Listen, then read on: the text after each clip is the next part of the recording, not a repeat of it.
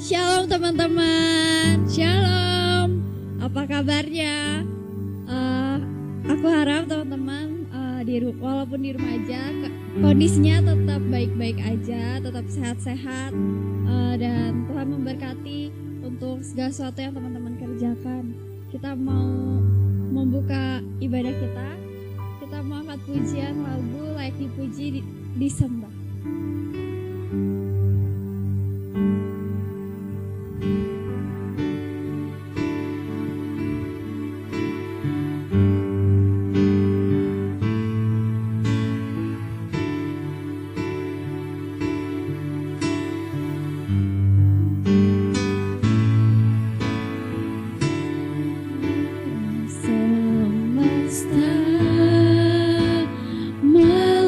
Melukiskan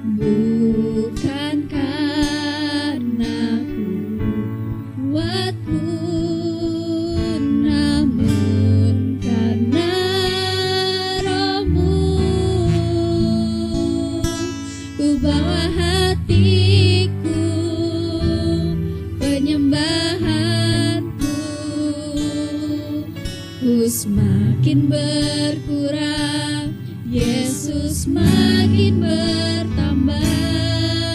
Mengiring Yesus, mengikut Yesus, itulah kesukaan hatiku.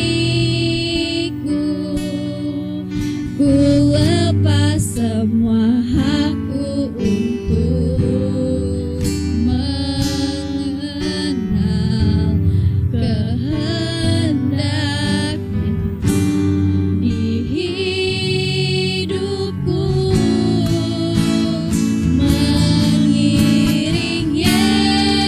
Yesus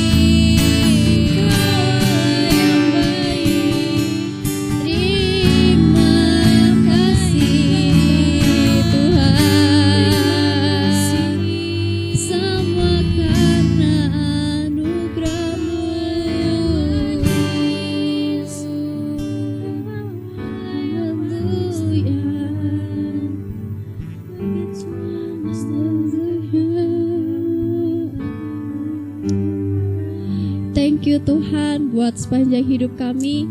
Thank you buat hari ini Tuhan, kami boleh bersama-sama Tuhan berkumpul melalui online Tuhan. Tapi kami percaya Tuhan, Engkau ada hadir di tengah-tengah kami. Tuhan, jika sebentar kami akan mendengar Tuhan kebenaran firman Tuhan, mari Engkau memberkati setiap kebenaran firman Tuhan yang disampaikan. Engkau yang memberkati setiap teman-teman kami, hamba-Mu Tuhan yang akan menyampaikan firman-Mu Tuhan. Biar lewat dari firman-Mu kami boleh beroleh kekuatan yang baru dan kami boleh diberkati. Thank you Tuhan. Hanya dalam nama Yesus kami berdoa dan bersyukur. Haleluya. Amin. Shalom. Apa kabar? Ya, kembali lagi di minggu ini di Badairo.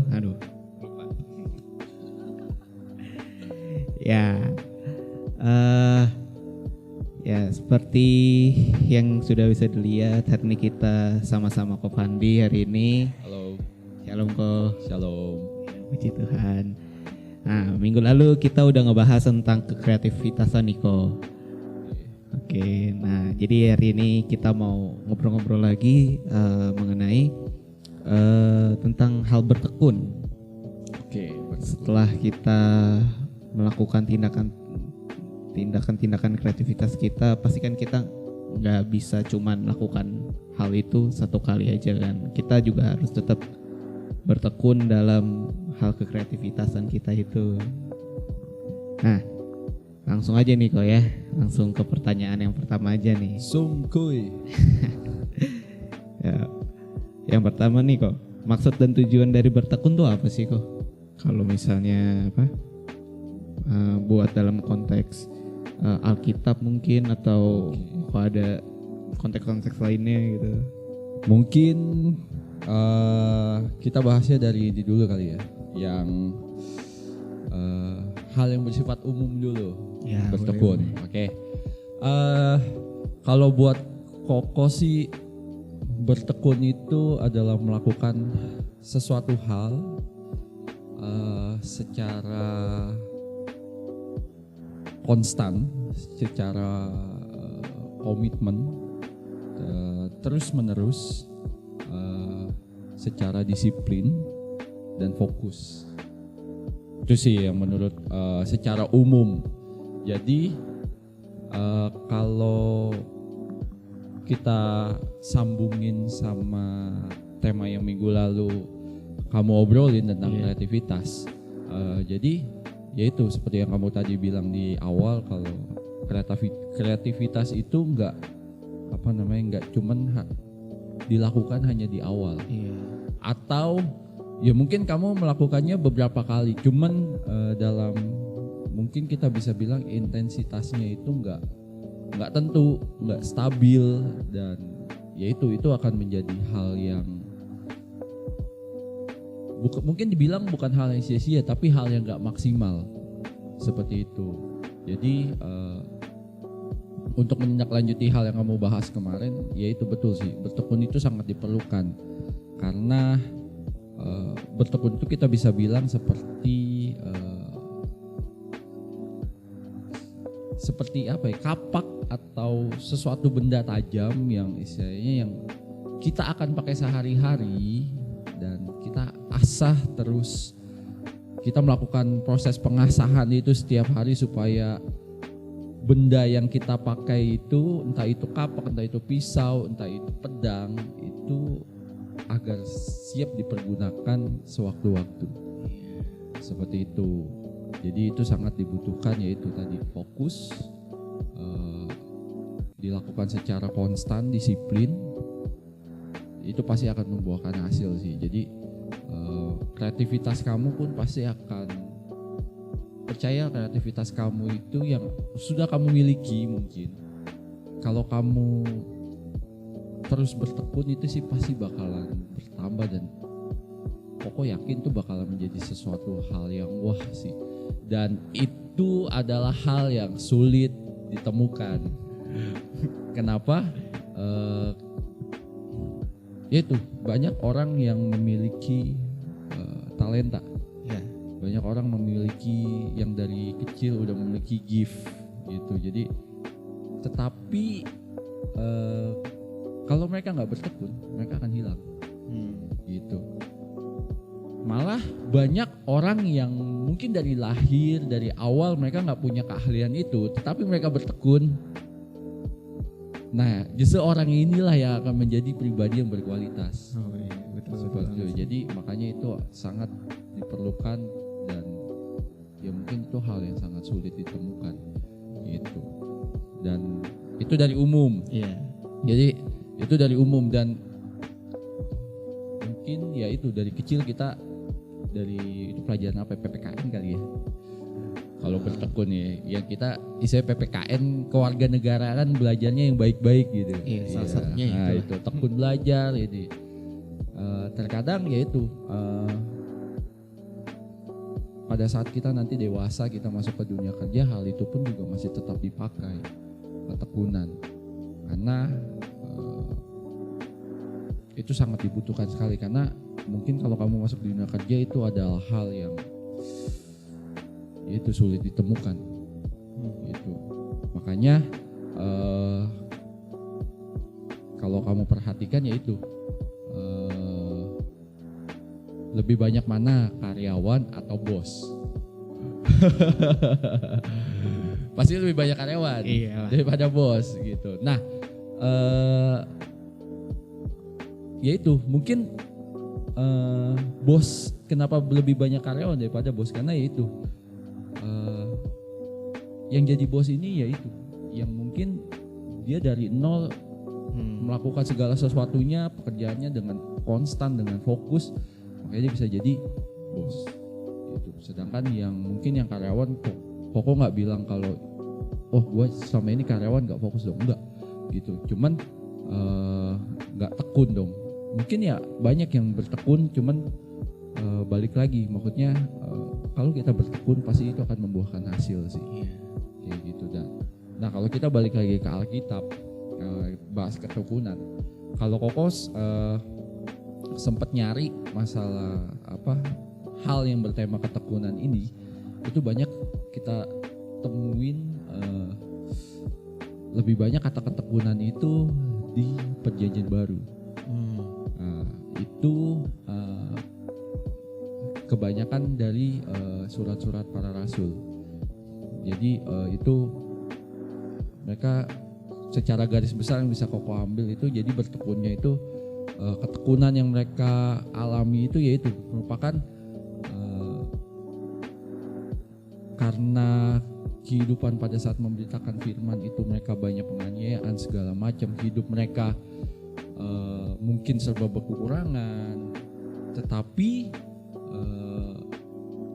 mereka yaitu mengandalkan ketekunan. Mereka bilang mengandalkan ketekunan itu yaitu walaupun mereka hidup mereka bisa dibilang sengsara gitu. Pada saat mereka melakukannya hal itu dengan sebuah ketekunan itu mereka akan menjadi apa ya? Menjadi sebuah hal yang biasa dan menjadikan mereka apa?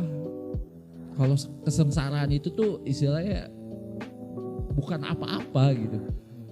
Melakukan bukan itu udah jadi ya itu merupakan salah satu bagian kehidupan gua sengsara gitu. Tapi ya itu kenapa mereka bisa bertahan dalam hal itu ya karena mereka tahu kalau semuanya itu finishnya itu untuk kemuliaan Tuhan seperti itu. Jadi ya itu mungkin kalau misalnya kita kita bahas dari yang awal tadi kreativitas ke yang di Alkitab itu kebanyakan kan yaitu dari penderitaan, dari kekurangan, kesengsaraan yang para rasul alamin. Mungkin yang di Perjanjian Lama juga ada seperti Ayub, Yusuf gitu, yang mereka butuh ketekunan gitu. Cuman balik lagi ketekunan itu sangat diperlukan baik dalam hal duniawi maupun dalam kerohanian. Seperti itu. Jadi sangat penting sih. Oke, keren. Panjang ya pertanyaannya pendek, gue jawabannya panjang. Aduh. Ya, kita langsung yang kedua aja nih kok. Sip. Nah, kan bertekun itu kan nggak semuanya selalu baik kan, kok tadi kan udah dibilang pasti ada penderitaan segala macam. Nah, tapi kan yang kita tahu kan mungkin kita bertekun dalam yang kita mau capai doang biasanya kayak gitu. Nah kalau misalnya bertekun dalam pencobaan tuh kok kayak gimana sih tuh kok cara buat kita bisa laluin dalam pencobaan itu, kita tetap bertekun kayak gitu. Oke. Kayak tadi gue bahas sebelumnya karena yang gue dapat dari garis besar yang gue pelajarin kemarin dari kata ketekunan itu yaitu semuanya itu belajar dari kesengsaraan, penderitaan yang dialami para rasul. Jadi kita udah dikasih contoh nih, kita udah dikasih gambaran ke depannya tuh bukan jadi orang Kristen, jadi murid Yesus itu nggak gampang. Jadi murid Yesus itu kita nggak berbicara tentang selalu penuh kelimpahan, selalu diberkati, selalu dilindungi selalu gitu. Cuman tetap aja para rasul itu mengalami yang namanya penganiayaan gitu. Justru kalau misalnya yang kita lihat dari kehidupan para rasul, kita bisa simpulkan jadi murid Yesus itu nggak enak. Bisa dibilang nggak ada enaknya kalau kita pandang dengan kacamata duniawi ya. Iya. Apa sih enaknya? Apa enaknya jadi murid Yesus? Nggak ada. Kaya gak? Enggak. Punya rumah? Enggak. Punya mobil, punya aset? Enggak. Hidup berdasarkan apa? Pemberian orang. Iya. Benar-benar istilahnya menyerahkan kehidupan kita sepenuhnya ke dalam Tuhan. Gitu. Baju mewah? Enggak. Kehidupan mewah? Jauh dari kata itu. Apalagi? Punya tempat tinggal tetap? Enggak. Iya. Karena harus kemana-mana. Fasilitas yang memadai pun juga enggak. Ya walaupun memang kita sering ini tinggal di tempat jemaat, cuma tetap aja bukan fasilitas yang menyenangkan yang ditawarkan di sana. Kalau kita tarik garis besarnya ya jadi murid Yesus itu enggak ada enaknya kalau dari duniawi. Cuman itu yang perlu kita tahu sebagai kita ini murid-murid Yesus kan. Tujuan kita hidup ya untuk menjadi murid-murid Yesus. Benar gak? Setuju ya? Setuju. Jadi jauhkan pikiran yang tadi Koko bilang kalau ikut Yesus itu akan selalu enak, selalu santai, selalu diberkati, penuh kelimpahan. Jauhi itu. Sekalipun itu ada, ingat itu cuma titipan. Sekalipun kita penuh kelimpahan, ingat itu punya titipan. Dari para rasul itu kita belajar kalau kita penuh kelimpahan ya berarti harus ada pekerjaan Tuhan yang harus kita berkati dengan kelimpahan kita itu. Nah jadi kita dari tadi nggak buka Alkitab. Jadi kan Yoas nanya ketekunan itu kadang kita jalanin kalau ada maunya doang. Gitu. Kita mau capai. Nah sedangkan di Alkitab itu banyak yang mengajarkan kita ketekunan itu dalam pencobaan seperti yang dialami para rasul. Nah dari gue cari kata ketekunan kemarin yang gue pelajarin, gue ketemu satu hal seperti ini di Roma 5 ayat 3 sampai 4 ya. Nanti kalian buka Alkitab seperti ini bunyi. Dan bukan hanya itu saja, kita malah bermegah juga dalam kesengsaraan kita. Ya, bermegah dalam kesengsaraan. Masuk akal gak? Enggak. Enggak masuk akal. Lu sombong kaya boleh, lu sombong hidup lu enak. Ini lu sombong menderita. Lu sombong dalam kesengsaraan. Ada gak? Gak ada. But yang mengikut Tuhan ya seperti itu. Gitu. Bermegah juga dalam kesengsaraan kita. Karena kita tahu bahwa kesengsaraan itu menimbulkan ketekunan. Dan ketekunan menimbulkan tahan uji. Dan tahan uji menimbulkan pengharapan. Jadi kenapa para rasul bisa bertahan di dalam kesengsaraan? Karena dalam kesengsaraan mereka belajar ketekunan, dalam ketekunan mereka menjadi tahan uji, dan di dalam tahan uji itu mereka mendapatkan pengharapan. Itu kenapa para rasul sampai akhir hidupnya yang walaupun mungkin mati sebagai martir, mereka tetap bersuka cita, mereka gak mengeluh sedikit pun karena itu. Mereka punya pengharapan, men. Mereka megang pengharapan itu. Goalnya itu yang mereka bisa dibilang pemanisnya itu dalam pahitnya hidup mereka menjalankan perintah Tuhan, yaitu pengharapan itu.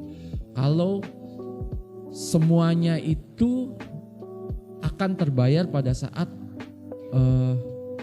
mereka mati dalam Tuhan, dan semuanya itu ya berkumpul dengan Tuhan, balik lagi ke Tuhan. Itu pengharapan mereka. Karena yaitu mereka bisa bilang bermegah dalam kesengsaraan. Karena apa? Hidup sesungguhnya bukan di dunia ini. Hidup sesungguhnya bukan di dunia ini. Hidup sesungguhnya itu bukan tentang gua, tapi tentang Tuhan. Itu makanya mereka bisa melewati penderitaan, penganiayaan, kelaparan, kekurangan. Karena itu hidup gue bukan punya gue lagi. Gitu. Nah, jadi seperti yang Yos bilang, ketekunan dalam pencobaan. Jadi yaitu hidup yang kita jalanin ini, sekalipun gak ada pencobaan sekalipun, Yos, kamu harus tetap ada yang namanya ketekunan. Walaupun gak keadaan sengsara ya. Jadi terkadang yaitu orang ngerasa hidupnya fine-fine aja, yaitu mereka mengendorkan standar hidup mereka. Yang tadinya mungkin dalam kesengsaraan mereka setiap hari nyari Tuhan, setiap hari nyari wajah Tuhan. Tetapi dalam hidup yang santai, hidup yang fine-fine aja, mereka kurangin itu.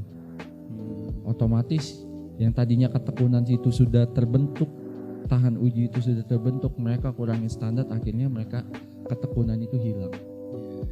Dan hidup itu gak selalu di atas. Jadi yaitu seperti yang gue bilang di awal, kita harus mempersiapkan kehidupan kita dalam ketekunan supaya apa sih? Supaya kita nggak tahu apa yang akan terjadi di depan nanti, di masa depan. Supaya pada saat hal itu terjadi, kita sudah siap. Kita sudah tahan uji, kita tahu apa yang harus kita lakukan, kita sudah terbiasa dengan hal yang kita sudah proses terus nih, tiap hari kita belajar ketekunan. Jadi yaitu kita ketekunan melahirkan tahan uji gitu. Jadi pada saat kita sudah tahan uji, apapun yang nanti akan kita hadapi di depan sana, kita tahu kita harus lari kemana, kita harus melakukan apa. Kita gak bakal lagi yang namanya jadi murid Yesus yang istilahnya ada ini mewek segala macam. Seperti itu. Jadi ya itu, ketekunan itu juga harus difokus. Jangan cuma yaitu ada maunya baru kita tekun. Cari Tuhan, lagi nggak ada jalan cari Tuhan, terus dikasih jalan hilang. Karena ya itu mungkin ya banyak yang seperti itu. Makanya di dunia kerja pun juga seperti itu. Pada saat kita mengejar kedudukannya, kita kerja sampai nggak kenal waktu, sampai isinya benar-benar totalitas fokus. Tapi pada saat kita udah dapat kedudukannya, kita kendorin itu. Kita nggak tahu apa yang terjadi di depan nanti. Seperti itu. Jadi sekalipun kamu nggak dalam pencobaan, tetap stabil, tetap fokus sama Tuhan, tetap asa terus ketekunan kalian supaya yaitu supaya nanti ada apapun di depan nanti kamu siap, kamu udah tahan uji dan kamu gak bakalan kaget. Kamu menjadi orang yang seperti yang sudah berpengalaman. Ya mungkin itu hal yang baru, tapi kamu seperti orang yang sudah berpengalaman, kamu gak panik, kamu nggak yang gerasak gerusuk, kamu dipenuhi damai sejahtera karena kamu yaitu sudah tahan uji dan kamu memegang pengharapan. Jadi kamu jadi orang yang punya pengharapan beda lah sama orang yang nggak tahu harus lari kemana, benar Iya. nggak? Nggak ada pegangan lah. Nah, seperti itu. Panjang lagi. Oke, keren. Berarti itu penting banget ya ini. Itu penting banget dan yaitu harus dijaga. Dan yaitu itu harus dijaga dan sama gua pun lagi belajar. Kita sama-sama belajar. Oke. Selanjutnya. Siap. Nah, kalau di dalam Alkitab nih kok yang berkesan gitu tentang orang yang bertekun tuh menurut Koko ada siapa sih kok? Sebenarnya banyak ya. Iya. Kayak tadi kita dengerin khotbah Om Edi tadi, itu pun bahas Ayub. Sebenarnya Koko di catatan Koko langsung ininya Ayub sih. Iya. Ayub gitu. Jadi mungkin kalau kalau itu Koko tarik Ayub ya karena sekalipun kehidupannya buruk, dia nggak membuang Tuhan sedikit. Yes. Bahkan dia meninggalkan istri-istrinya yang notabene yang menghina Tuhan. Ya, istrinya cuma satu. Ya, oh iya, menghina istri ya. Yang notabene yang sudah menghina Tuhan karena apa? Karena yaitu dia memegang pengharapan itu, dia kenal siapa Tuhannya, yang istilahnya walaupun dalam keadaan seperti ini, walaupun keadaan dia yang paling bawah, paling down-downnya, dia tahu kalau ini bukan akhir dari segalanya. Ini bukan akhir dari rencana Tuhan dalam hidup dia. Ini bukan berarti Tuhan membuang dia. Yes. Dia punya pengharapan itu. Jadi walaupun istrinya bilang, udah Tuhan lu tuh masa Tuhan kayak begini sih, masa Tuhan menghukum lu kayak gini, lu hidup udah benar segala macam, tapi Tuhan masa kayak begini sih. Istilahnya yang menjatuhkan iman lu, menjauhkan lu dari Tuhan. Tapi Ayub tetap tekun. Ya itulah pentingnya ketekunan. Walaupun kita sering dengarnya tekun belajar segala macam, mungkin dari SD kita nggak, ya apaan sih tekun, ya itu tekun rajin. Cuman rajin aja nggak cukup. Iya. Tapi perlu tekun gitu. Karena tekun itu berbicara fokus, berbicara sesuatu yang konstan terus menerus dilakukan tanpa ada mengurangi standarnya sedikit pun. Sehingga itu membentuk kita jadi pribadi yang seperti Ayub gitu. Jadi sekalipun yaitu dalam lembah gelap, kita tahu Tuhan gak ninggalin kita.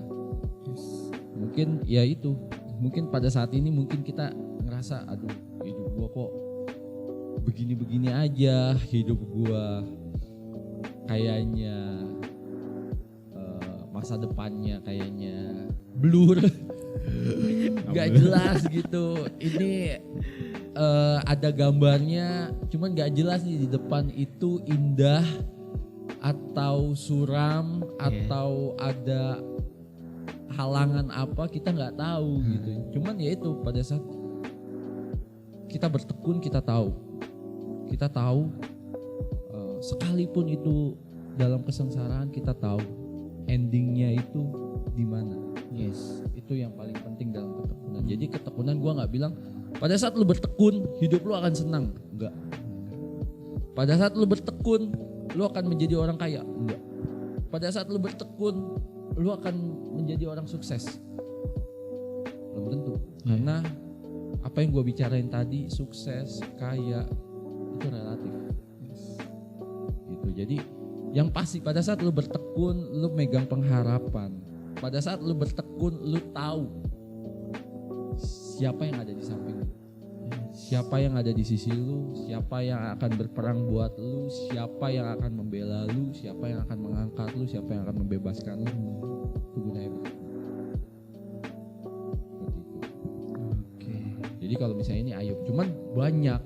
Kalau misalnya kita ambil dari perjanjian baru, mungkin ada yang lebih menderita lagi dari Ayub. Ayub nggak sampai kehilangan nyawanya, hanya kehilangan harta, kehilangan anak-anaknya. Cuman kalau kita lihat lagi ke para rasul, mereka bahkan sampai kehilangan nyawanya.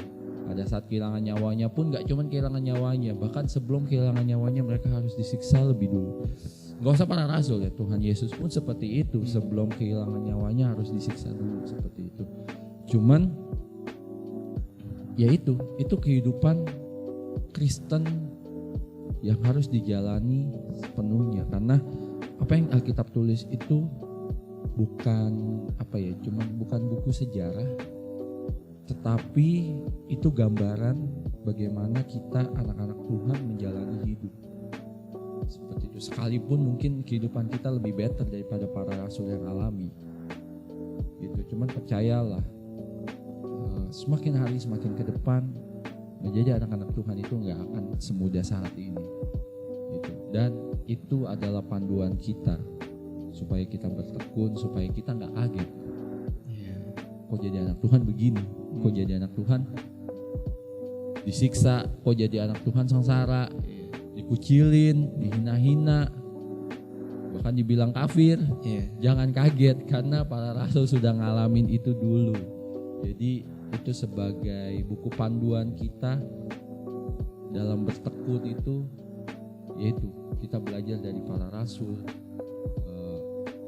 dalam hal kesengsaraan, dalam hal penganiayaan.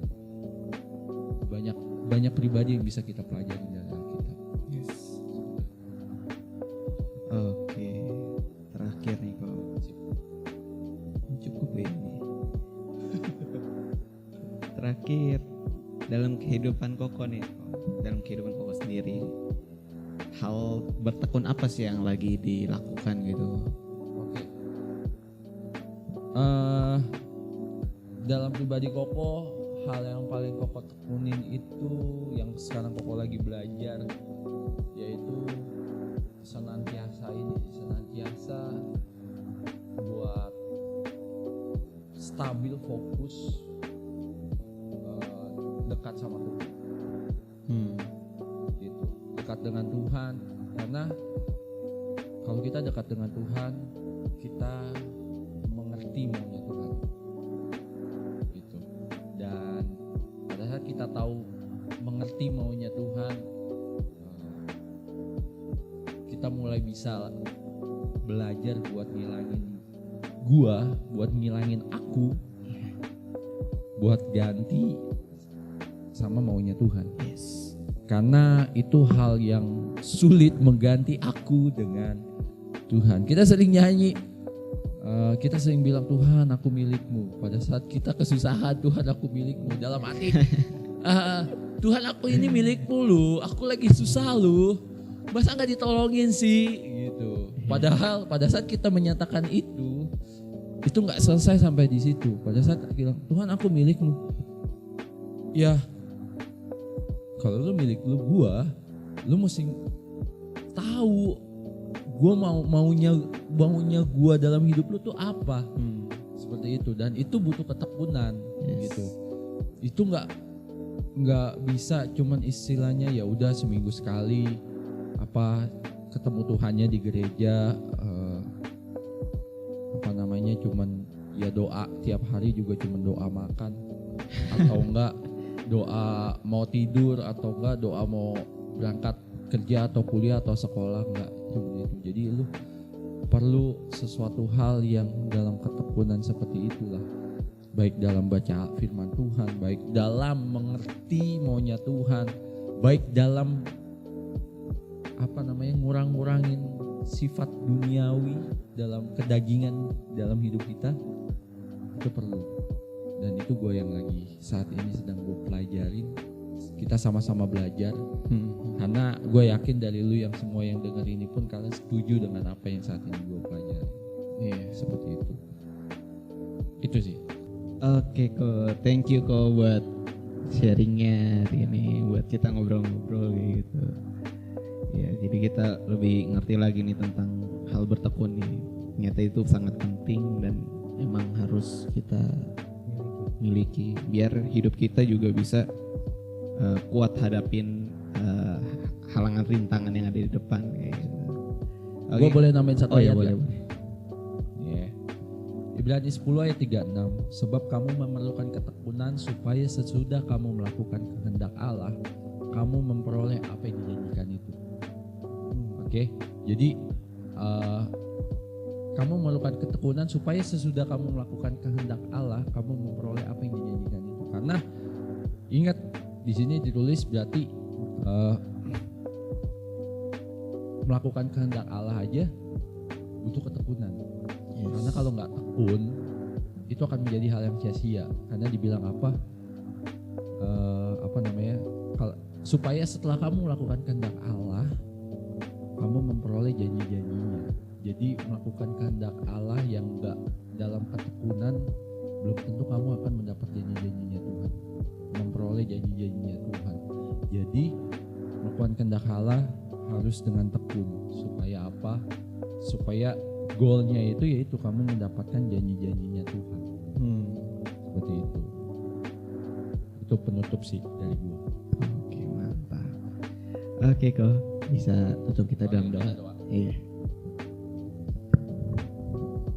Kami bersyukur kepadamu Tuhan, kami berterima kasih kalau kami boleh belajar satu hal yang sangat penting dalam mengikut Engkau, dalam menjadi murid-Mu, yaitu sebuah ketekunan, di mana satu kata ini, satu hal ini adalah bukan hal yang mudah untuk dilakukan, tapi kami percaya pada saat kami melakukannya dengan disiplin, pada saat kami melakukannya dengan konstan dan terus-menerus dan fokus, kami percaya kami akan menjadi anak-anak-Mu yang tekun di dalam Engkau. Dan pada saat kami memiliki ketekunan itu, kami percaya Tuhan, kami memiliki pengharapan yang besar di dalam Engkau. Kami tahu kalau Allah yang besar ada di pihak kami, kalau Tuhan yang penuh kuasa, Tuhan yang penuh keajaiban ada di pihak kami. Dan biarlah kami mau belajar Tuhan, mulai hari ini Tuhan. Mungkin pada saat ini kami mungkin mencari wajah-Mu, tapi kami tidak melakukannya dengan segenap hati kami. Kami tidak melakukannya dengan disiplin, tidak fokus Tuhan. Tapi biarlah kami mau belajar mulai hari ini bertekun di dalam Engkau Tuhan. Karena kami tahu di dalam bertekun ada hal yang besar yang mengubah pribadi kami menjadi pribadi yang kuat, pribadi yang tangguh, pribadi yang tahan uji, di mana apapun halangan di depan nanti, kami yakin kami mampu melewatinya. Kami mampu menghadapinya. Karena kami akan menjadi pribadi-pribadi yang penuh kreativitas, penuh dengan kuasa, penuh dengan otoritas yang daripada-Mu. Kalau kami melakukan semuanya itu dengan ketekunan-Mu Tuhan. Terima kasih Tuhan, terima kasih Yesus. Berikan kami kekuatan, berikan kami semangat dalam menjalani setiap hari-hari kami.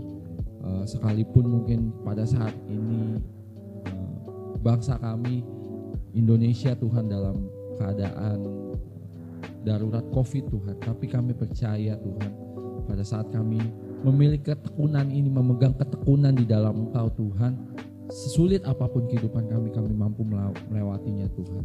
Dan biarlah Tuhan kami boleh menyebarkan Tuhan